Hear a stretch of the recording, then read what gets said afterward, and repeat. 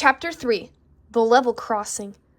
No one in the train yard knew about the tunnel yet, but the ensuing chaos made it clear that something was wrong. Railroad lights were blinking on and off, signs were dinging loudly, switchards rapidly flipped back and forth. The refueling tower waved its arms and sprayed out water. The doors of the roundhouse opened and closed as trains popped in and out of them like a whack-a-mole game. Trains and cars were rolling around everywhere. The tower gasped in horror and tried to get the situation under control. Repair team to the station. Shunters, where are you? Clear the tracks. Emergency crews report in. Dreamland is going crazy. Little Engine felt someone hit her from behind and rounded a bend with a groan of pain, hoping it wasn't one of the TurboTrack triplets who'd bumped into her. To her relief, it was Freight Train. Apologies, Peanut Roaster. Is your buggy sore? Just a tap, Little Engine replied before looking around the train yard. What's going on? Besides the general pandemonium and ominous state of affairs? Not a clue, Freight Train admitted. The tunnel! Rusty shouted, tooting his horn and rushing into the train yard in a panic. It's gone! Caved in! Collapsed! Little Engine gasped. Tower was shocked by the revelation and an additional reason the trains hadn't seen yet. Inside Rusty's gondola car was a red convertible vehicle with giant tires and 2 children in its seats. Shiny Passenger Train didn't believe Rusty's claims. Not possible! The sun comes up, the sun goes down, and the tunnel's always open. Well, it's a pile of rubble now, Rusty replied.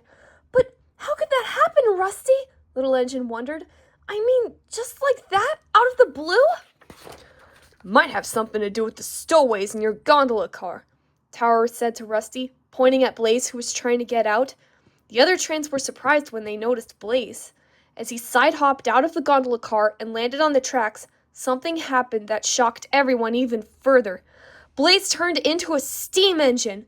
As the residents of Dreamland marveled at Blaze, AJ and Gabby hopped out of him and headed towards the boxcar to get Richard out. Disoriented from the unexpected transformation, Steam Engine Blaze blinked his eyes and shook his head a little. When his vision cleared, he noticed Little Engine in front of him. "Hello," she said with a friendly smile. "Hi," Blaze answered, a little embarrassed about accidentally transforming in front of a crowd. "Hang on a second." He hopped off the track to the side and transformed back into a monster machine again. AJ and Gabby ran up to Blaze's side with Richard following close behind them. "Come on, let's get your truck out of here before—" But Richard didn't finish his sentence before noticing something about Blaze. "You're a living truck?" Blaze nodded. "A living monster truck, to be exact." Richard screamed and started running away from Blaze, only to be further startled seeing that the tower and trains around him were also alive. Most of the other trains were also scared of Blaze, and the TurboTrack triplets tensed up, ready to fight. Tower and Rusty tried to calm them down. Blaze, AJ, and Gabby winced, realizing the conclusions Richard and the trains must have jumped to from hearing the word monster. Little Engine wasn't afraid, and glanced disapprovingly at those who were. "There's no reason to fear this truck," she thought before looking back at Blaze. "He doesn't look anything like a monster. He looks nice." 2 real boys, a real girl, and a real monster truck? Tower asked, snapping Little Engine out of her thoughts. In Dreamland? She picked up Richard with her downspout arm and lifted him into the air. Just what I thought! You 4 have caused bedlam around here. You're all from the real world. You ripped a hole in the dream reality continuum. "Please put him down," Gabby cried, worried that Tower might drop Richard. "We didn't mean to cause any trouble," AJ explained. "We just wanted to rescue him." "What? Me? But I was..." Richard stammered. "There was all this snow and wind, and then this train. I just climbed in and..." Was it the same train that monster truck and his kids jumped into by any chance? Tower questioned, giving Rusty a side-eye. Rusty gasped and sighed. "It's my fault." "Rusty?" Little Engine asked quietly in disbelief. "Well, you see, I guess I must have closed my eyes for a second or two," Rusty explained as the other trains faced him, murmuring in anger. "How could you let this happen?" Shiny Passenger Train demanded. "What were you thinking?" asked another train. "Real kids in a real monster truck in our world," Freight Train exclaimed. "What a train wreck!" cried Big Locomotive. "Not cool, Rusty!" the TurboTrack triplets said in unison. Go easy on him, everyone, Gabby said as she and AJ headed to Richard's side when Tower set him down. It was just an accident. Wow! Little Engine chugged up to AJ, Gabby, and Richard. I've never seen a real kid before. And we've never been to Dreamland before, AJ replied before Freight Train shone his light on him, Gabby, and Richard. Shiny Passenger Train gasped. Ew! They're all soft and fleshy. Yeah, kind of creepy. Freight Train agreed until Blaze cut him off. Hey, they're my friends. All right, enough, Tower ordered. We all know what this means.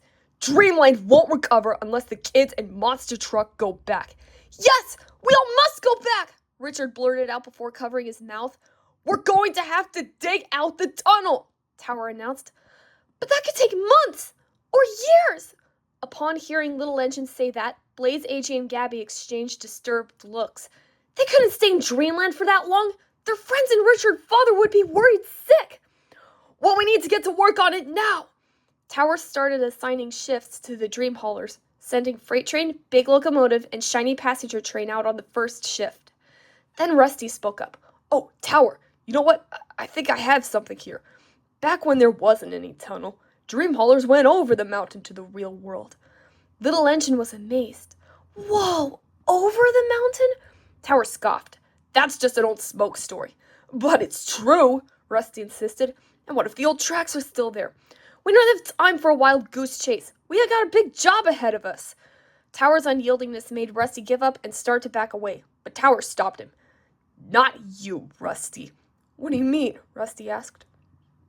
Listen, you fell asleep on the job. I don't have any other choice. I gotta demote you, Tower informed Rusty.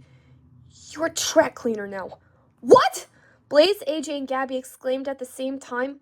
They looked at each other in shock over the punishment as Tower asked for someone to bring Rusty a broom. Track cleaner? But Rusty's a dream hauler, Little Engine protested. Rusty sighed in resignation. No, she's right, kid. I messed up. This is the price I have to pay. A train named Mary apologetically switched Rusty's cowcatcher with a broom. As Rusty got to sweeping, Blaze could see the TurboTrack triplets smirking at the sight while they tried to manage the chaos of the train yard. Little Engine shook her head and chugged forward, looking up at Tower. You can't do this to Rusty! You have to give him another chance! He made one little mistake! To Blaze's further indignation, the TurboTrack triplets started laughing at Little Engine's pleas. Little Engine wasn't paying attention to it, but Blaze was, and he didn't like what he'd seen or heard one bit. Look around, Tower said to Little Engine, gesturing to the traffic-ridden train yard. I'd say it was more than a little mistake. Ma'am, Richard asked, if he's not taking us back, then what's going to happen to us? Hang on, Tower replied. We're working on getting you back home. Richard, Gabby, and AJ hung their heads and walked over to the depot.